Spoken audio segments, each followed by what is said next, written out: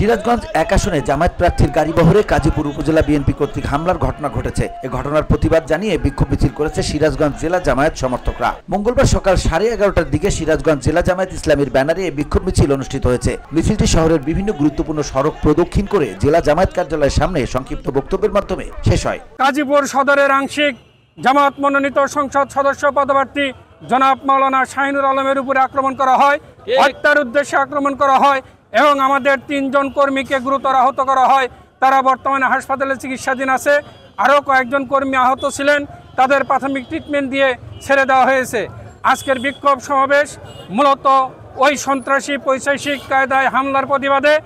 আগামী জাতীয় সংসদ নির্বাচন সুষ্ঠু হবে কিনা, সন্ত্রাসীদের কাছে দেশের জনগণ নিরাপদ কিনা, গতকালকের এই হামলায় মানুষের মধ্যে প্রশ্ন তৈরি করে দিয়েছে। বিক্ষোভ সমাবেশ থেকে আগামী 24 ঘন্টার মধ্যে সুনির্দিষ্ট হামলাকারীদের গ্রেপ্তারের দাবি জানিয়েছেন জামাত নেতারা।